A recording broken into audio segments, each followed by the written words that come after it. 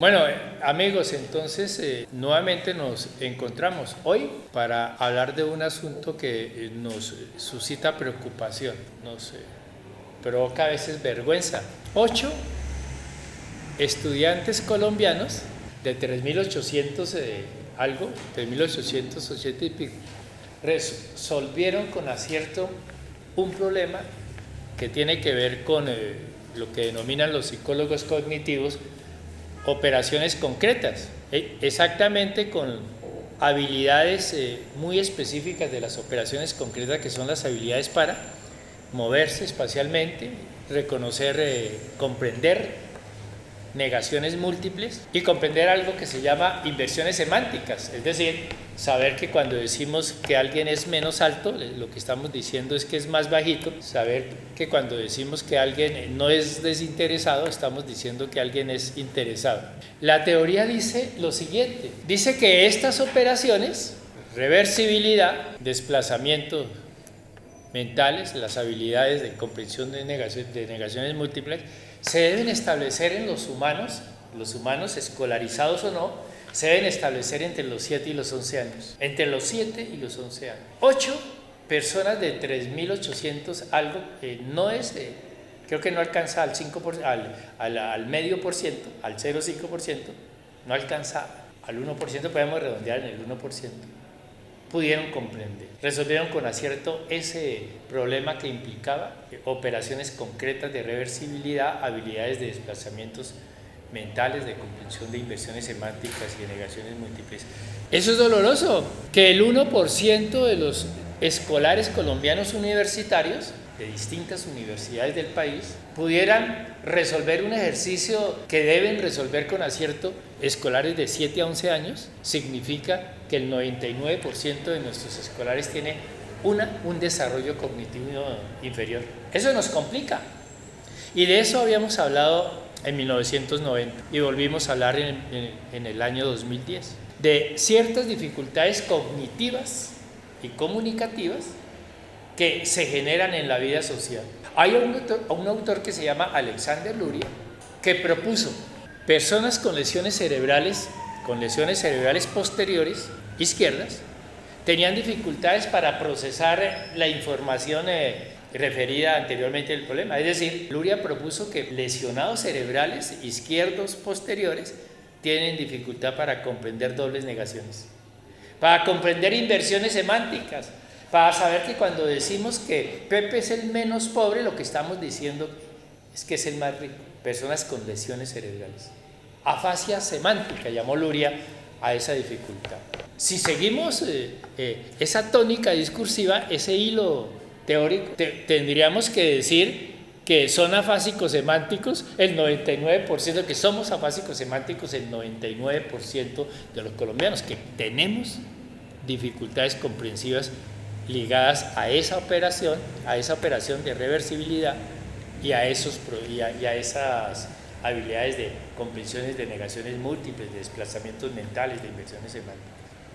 A eso lo hemos llamado, a esos comportamientos perversos, subdesarrollados, lo hemos llamado hace 20 años sociopatologías del lenguaje, de la cognición y de la comunicación. Es decir, patologías, es odioso el nombre, que nos remite a un campo del conocimiento distante de lo que queremos, pero digamos que sociopatologías son dificultades, problemas del desarrollo, incompetencias cognitivas, lingüísticas, comunicativas que se generan en la vida social, que se generan por el hecho de ver de vez en cuando RCN, que se generan en las dinámicas sociales. Las sociopatologías que identificamos, ustedes lo leyeron, hace 30 años, fueron las siguientes, miren.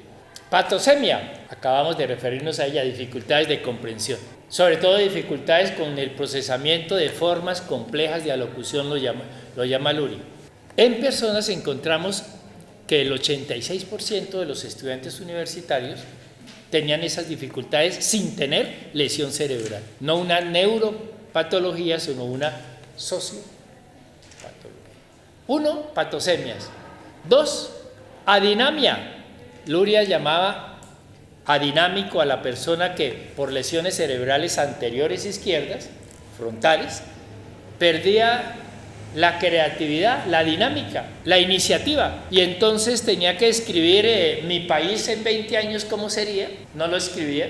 Y cuando escribía, hacía planas, mi país en 10 años, falta de creatividad, iniciativa, por, decía Luria, debilidad en el lenguaje interior, en una función que se llama la función reguladora del lenguaje interior.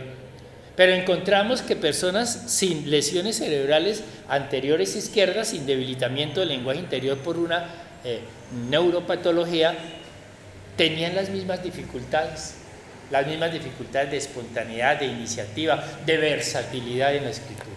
Adinamia comunicativa, patosemia, estilos protolingüísticos, formas comunicativas precoces, infantiles, primitivas.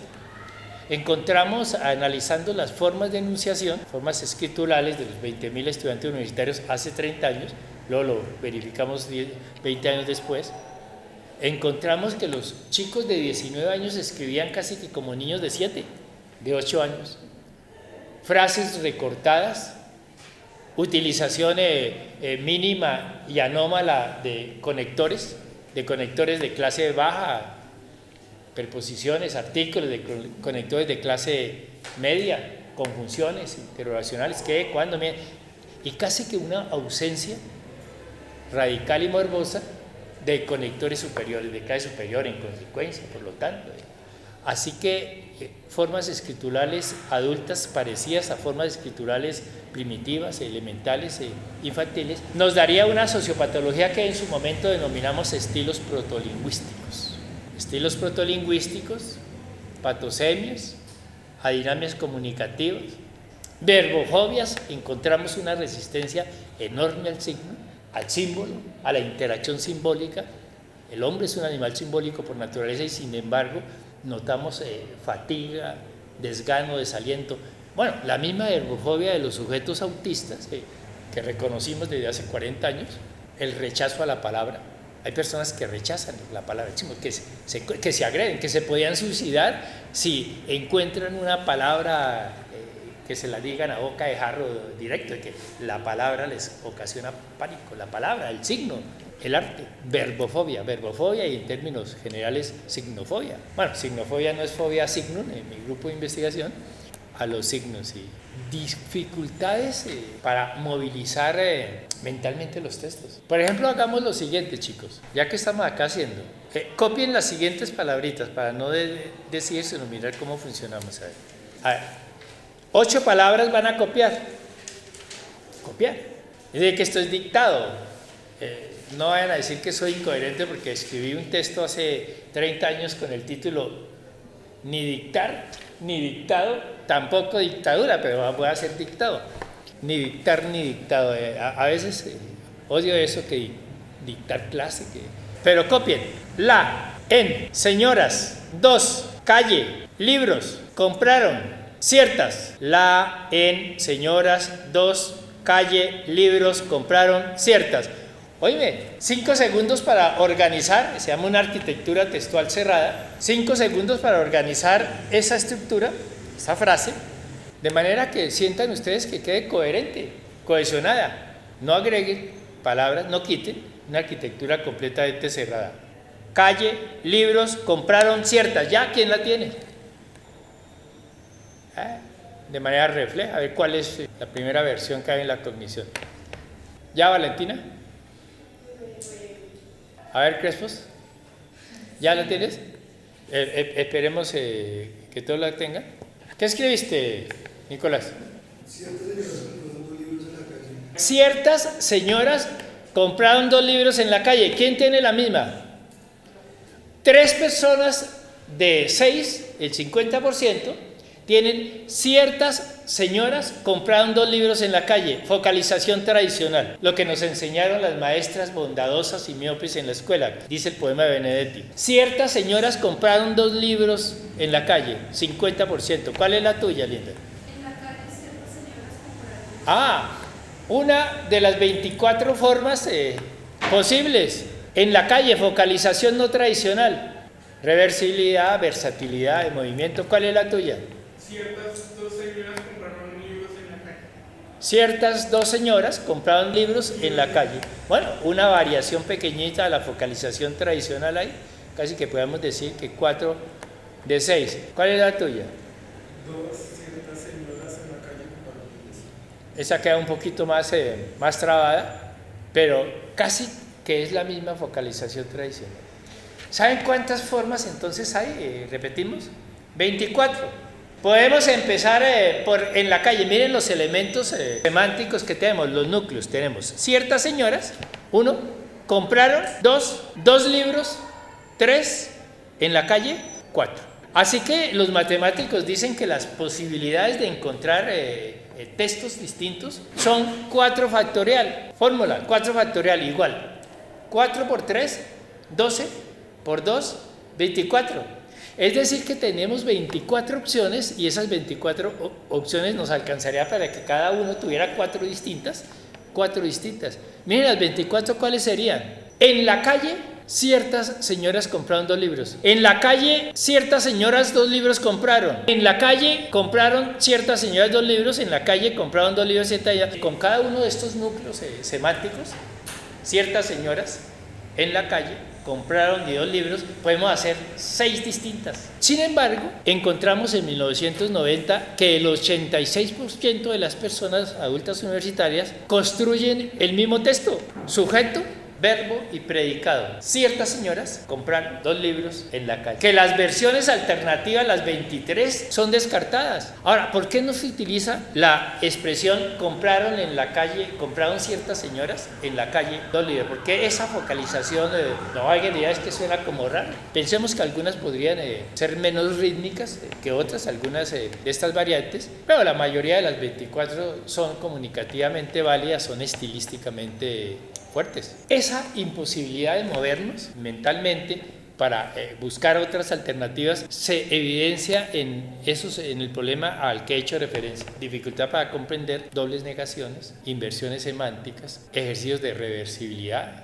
Digamos que la vida social nos hace crecer, nos constituye como humanos, el ejercicio de la vida en sociedad, pero el contacto social, el juego social, el convivir, el ser sujeto de cultura, también nos impone dificultades, nos genera zancadillas, nos produce trabas, y no me estoy refiriendo a las trabas que ocurren en los parques de la infamia de todas las ciudades. Esto lo había anticipado Italo Calvino con mucha lucidez antes de su muerte en 1980 y algo. Vamos hacia una epidemia pestilencial, depresión de los procesos cognitivos. Vamos hacia pensar cada vez con menos fluidez, con menos contundencia, con menos novedad. Vamos a comunicar cada vez de manera más fragmentada, más recortada, más inconsistente, más inconcordantes. Y decía Italo Calvino, y vamos a quedarnos con esa reflexión, que las sociedades modernas de entonces, mucho más las de ahora, estamos hablando de 1983, todavía el ejercicio, el chateo y el ejercicio de internet era menos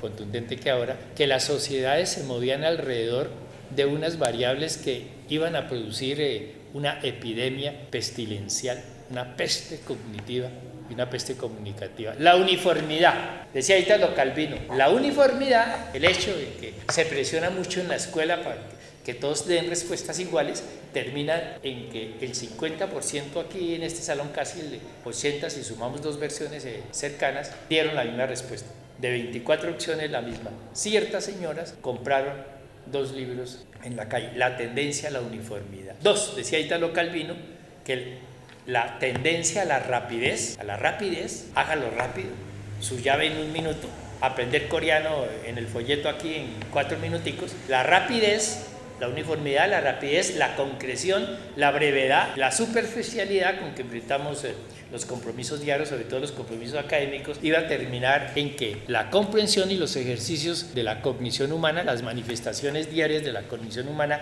sobre todo las que circulan en la academia, iban a estar cada día más desgastadas, cada día más limadas, cada día menos sorpresivas, menos impactantes y menos fluidas. Somos entonces pacientes de enfermedades sociales muy fuertes, sociopatologías, patosemias, estilos protolingüísticos, verbofobias, adinamias comunicativas. Respondería a la escuela a la institución universitaria, a la institución educativa en todos los niveles, remediar, suavizar, atenuar, solventar, solucionar esos conflictos que se generan en la vida social. Lamentablemente la educación está igualmente desbastada. Estos signos de convivencia que Ítalo Calvino nos advertía que nos iban a aprisionar, a encarcelar, entraron a la escuela. En la escuela marcamos con una X la respuesta verdadera. Somos breves y concretos, somos uniformes, todos la misma forma de decir, la misma forma de pensar, de hacer. Sin embargo, nadie podrá quitarnos la esperanza, Mateo. Algún día tendremos una escuela crítica, creativa, que en lugar de encarcelarnos nos libere. Luego nos encontraremos. Les recomiendo creativamente un desafío semanal para las personas que quieren ganar contundencia, novedad, velocidad, consistencia y efectividad en sus actos cognitivos diarios. Suerte, mis amigos.